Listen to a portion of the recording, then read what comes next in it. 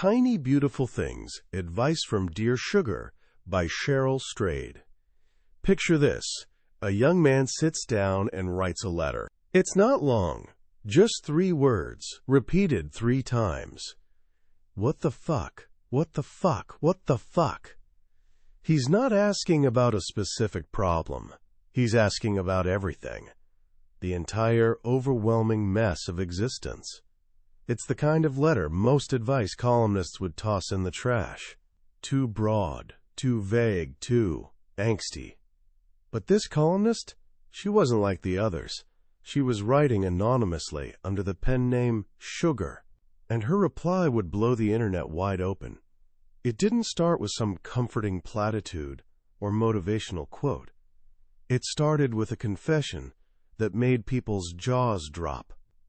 She wrote, "Dear what the fuck, my father's father made me jack him off when I was 3 and 4 and 5.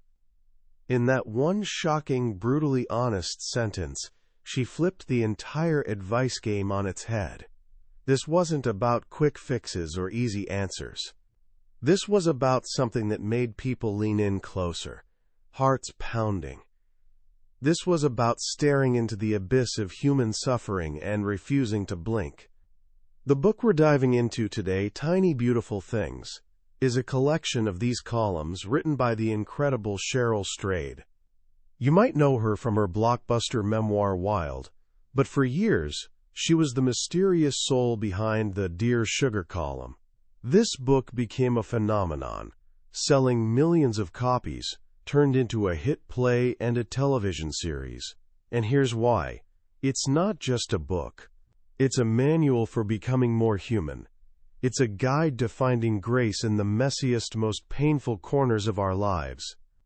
And here's my promise to you. By the end of our time together, you're going to understand something profound about your own pain. You'll see that the things that have broken you, the things you feel most ashamed of, aren't your weaknesses. They're actually the source of your greatest strength. You're going to learn not how to erase your scars, but how to build something magnificent from them. So let's dive into the heart of Tiny Beautiful Things. What makes advice truly powerful? Is it the credentials of the person giving it, their perfectly curated Instagram life, their impressive title? Cheryl Strayed, writing as Sugar, throws out a completely different answer. She suggests that the most powerful advice doesn't come from a place of authority. It comes from a place of shared humanity. It comes from someone willing to say, "I've been there too. I've been just as broken, just as lost, just as confused as you are right now. Let me tell you what happened to me." This is what she calls radical empathy. It's the foundation of everything she does. While other columnists stand on mountaintops dispensing wisdom from above, Sugar gets down in the mud with you. She received a letter from a guy who signed himself Johnny, middle-aged, divorced, and completely confused about the word love. After a 20-year marriage fell apart, he found himself unable to say "I love you" to a new woman in his life. He asked Sugar, point blank, "What is this love thing all about?" Sugar doesn't give him a dictionary definition or a 5-step plan. Instead, she tells him the most important story of her life about the last word her mother ever said to her. Her mother was dying of cancer, weak and ravaged by disease. As Strayed was leaving the hospital room for the night, she turned at the door and said, "I love you." Her mother was silent, too weak to speak, until just as the door was closing, she called out a single word: love. She couldn't muster the I or the you, but that one word was enough. It was everything. When Strayed returned the next morning, her mother was gone. "That word," she tells Johnny, "clanks inside me like an iron bell that someone beats at dinner time. Love, love, love, love, love, love." This is her Genesis story. This is the source of all her advice. Love isn't some incomprehensible mystery. It's the feeling we have for those we care about. It can be romantic, platonic, familial, fleeting, or everlasting. But the most important thing, she tells him, the absolute best thing you can do with your life, is to tackle the motherfucking shit out of love. She tells him he's not afraid of love. He's afraid of all the baggage he's attached to it. He's afraid of promises and commitments because they feel fragile. But she urges him to be brave, to be authentic. Our main obligation to the people we care about is to be forthright, to tell them what our love means. And then she ends with a command that becomes her rallying cry. We're all going to die, Johnny. Hit the iron bell like it's dinner time. What she's doing here is transformative. She's not just answering his question. She's bearing witness to his fear and meeting it with her own deepest pain. She shows him that his confusion about love connects to the greatest, most universal human experiences of loss and devotion. She makes him feel less alone. This is the core of her method. For Sugar, the wound is where the light enters. Our deepest sorrows don't just break us. They have the potential to remake us into something stronger, more compassionate, more fully human. This idea shines through most powerfully in a letter from a woman who signed herself Stuck. 18 months earlier, at 6.5 months pregnant, she'd had a miscarriage. She lost her daughter. The grief was all-consuming. Every single day was a reminder of the life that wasn't. Her friends and family told her she should be over it by now. After all, it was only a miscarriage. To make matters worse, her doctor had cruelly implied the miscarriage was her fault because she was overweight. This guilt was eating her alive, leading to destructive eating disorders and obsessive exercise. She was pretending to be fine, but inside, everything hurt. How do I care again? She asked Sugar. How do I not feel like I killed my baby? Sugar's reply is a masterclass in compassion. First, she validates the woman's pain. She tells her to ignore anyone who suggests she should be over her daughter's death. She says, "They live on planet Earth. You live on planet my baby died. And you are not alone there." She gently suggests practical steps. Find a support group. Talk to her boyfriend honestly. See a therapist. But then she says there's something truer she needs to share. And she tells a story. She tells of a time she worked as a youth advocate with a group of, at highest risk, middle school girls. These girls came from unbelievably harrowing backgrounds: abuse, neglect, poverty. Their fathers were in prison, or unknown, or were the ones abusing them. Their mothers were often addicts themselves. Strayed's job was to empower them, to help them succeed, which in this context meant simply not getting pregnant or locked up before graduating high school. She tried taking them to rock-climbing gyms and ballets, but the system was broken. When she reported the abuse, a girl whose mother's boyfriend would hold her face under an ice-cold hose until she almost drowned, nothing was done. The state had no funding, no resources. The authorities were powerless. One day, after another horrible story from that same girl, Strayed realized she couldn't promise that anyone would intervene. She couldn't promise it would stop. So she told her something different. She told her the truth. She said it would likely go on and she'd have to survive it. That she'd have to find a way within herself to not only escape the situation but to transcend it. She had to do more than hold on. She had to reach. She told this girl, and all the girls, that they had to grab for every good thing that came their way and swim like hell away from every bad thing. They had to build a bridge out of their own desire to heal. This, Sugar explains to Stuck, is the most true thing for anyone who has had something truly horrible happen to them. Nobody can intervene and make your daughter not be dead. Nobody can protect you from your suffering. You can't cry it away, or starve it away, or exercise it away. It's just there, she writes, And you have to survive it. You have to endure it. You have to live through it and love it and move on and be better for it and run as far as you can in the direction of your best and happiest dreams across the bridge that was built by your own desire to heal. The healing, she says, the genuine down-on-your-knees-in-the-mud change is entirely and absolutely up to you. Strayed isn't offering simple comfort. She's offering a difficult truth wrapped in the deepest empathy. She's saying that your pain is real, your loss is immense, and the only person who can build a new life in the rubble of the old one is you. This is a recurring message in Tiny Beautiful Things. You are not defined by what has been done to you, but by what you choose to do with it. Your greatest wounds can become your greatest strengths. This lesson comes through most powerfully in a letter from a man who signs himself, Living Dead Dad. His 22-year-old son, his only child, was killed by a drunk driver 4 years earlier. His grief, he says, is a private hell. He's a father, while not being a father. He's tried therapy, he has supportive friends, but the pain is so great he often just lies in bed and wails. He tells Sugar that her writing feels sacred to him, and he asks, "How do I go on? How do I become human again?"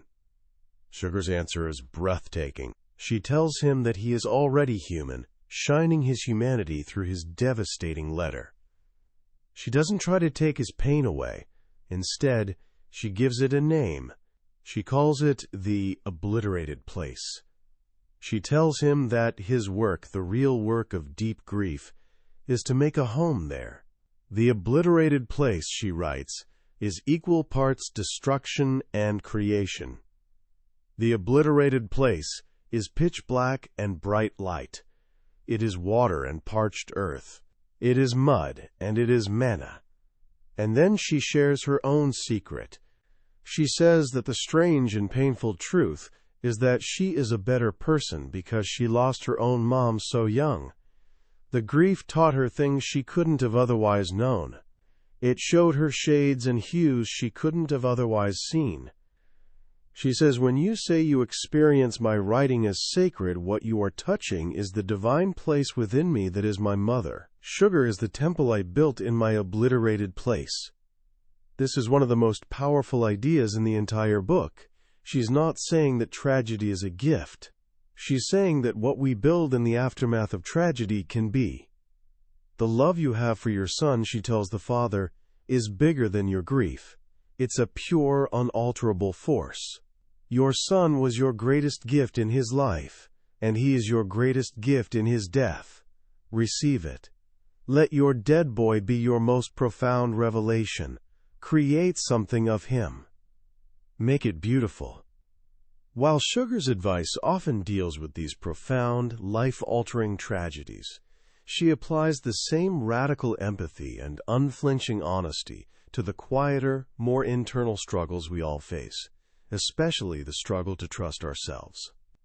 So many letters she receives are from people standing at crossroads, paralyzed by indecision, terrified of making the wrong choice. A young woman, scared and confused, writes in.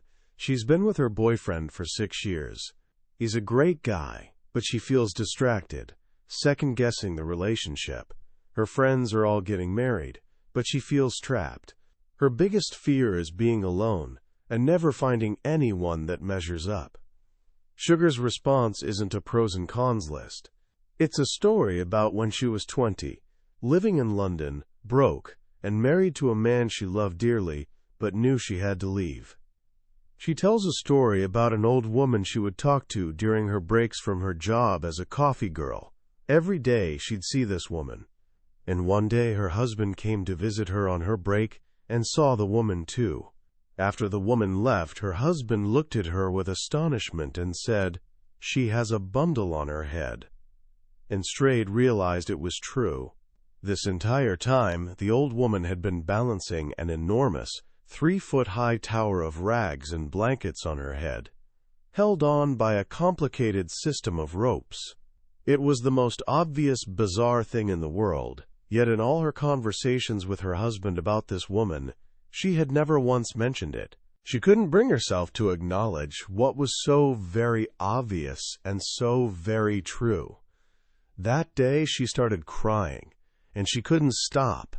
She was crying because she knew that her inability to say there is a bundle on that woman's head was connected to her inability to admit the truth of her own life, that she had to leave the man she loved.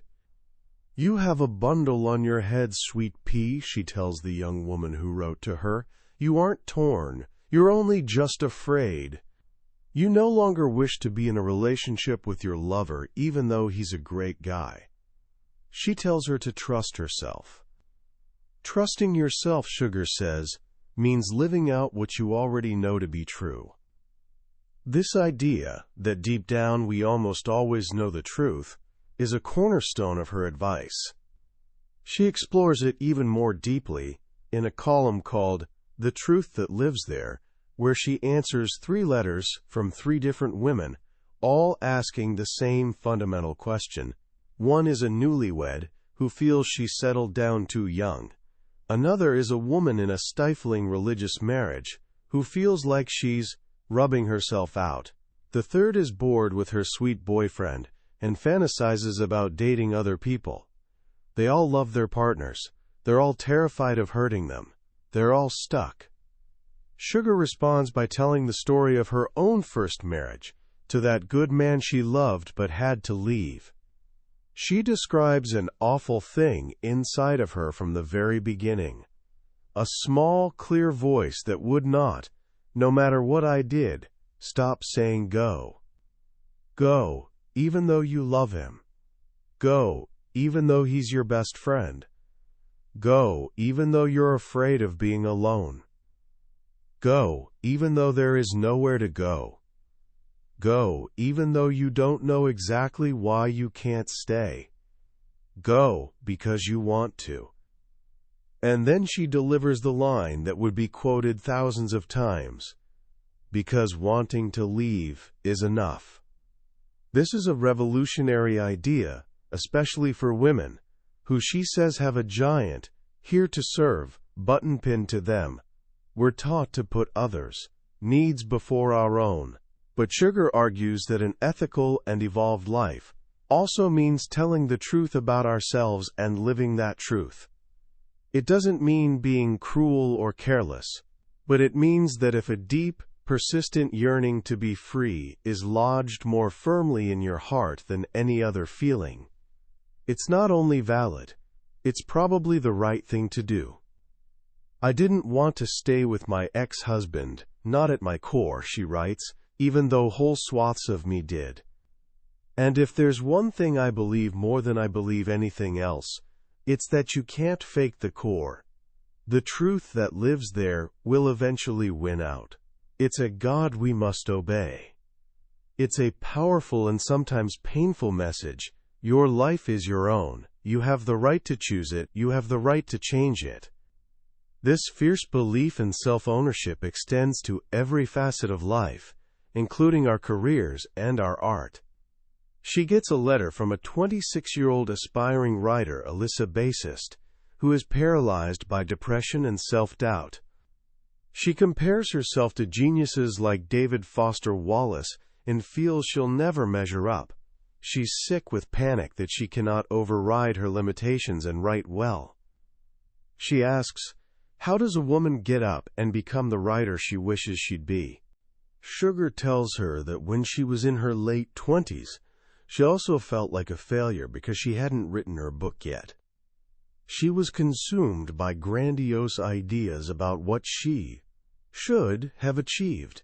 But she finally reached a point where the prospect of not writing her book was more awful than writing a book that sucked. And so she surrendered. She let go of the grand ideas. She lowered herself to the ground and accepted that the only thing that mattered was getting the story out. That meant she had to write her very possibly mediocre book, her very possibly never going to be published book, her absolutely nowhere in league with the writers I'd admired book. It was only then, in that state of humility that she could do the work. This is the antidote to the jealousy and comparison that plagues so many of us. She tells another writer, who is consumed with envy over his friends' six-figure book deals, that we are all savages inside. We all want to be the chosen one, but that jealousy will devour you if you let it. Your only cause, she insists, is to do the work. Your cause is to write your book. The people who don't give up, she says, are the people who find a way to believe in abundance rather than scarcity. They've taken into their hearts the idea that there is enough for all of us. Then she gives Elissa Bassist a piece of advice that has become a mantra for creatives everywhere. She tells her to forget writing like a girl or like a boy. Write, she commands, like a motherfucker. It's not just about writing, it's a metaphor for living. It means you show up, you do the work, you give it everything you have, without apology and without asking for permission. You claim your own power. You build your own house, your own temple, your own life. Ultimately, Tiny Beautiful Things isn't a book about having all the answers.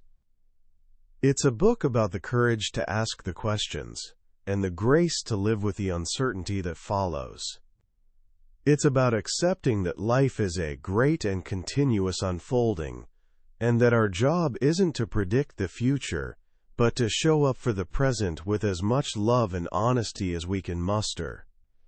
In one of the final columns, a young woman asks Sugar what she would tell her 20-something self if she could go back in time. Sugar's advice is a poem of hard-won wisdom. She would tell her to stop worrying about being fat, to be brave enough to break her own heart, to understand that most things will be okay, but not everything will be. Acceptance, she says, is a small, quiet room. She tells a story of a day she was on a bus, tangled up in heroin addiction, feeling like a worthless piece of crap. A little girl got on holding 2 purple balloons and offered her one. She didn't take it, because she believed she no longer had a right to such tiny, beautiful things. You're wrong, the older Sugar tells her younger self. You do.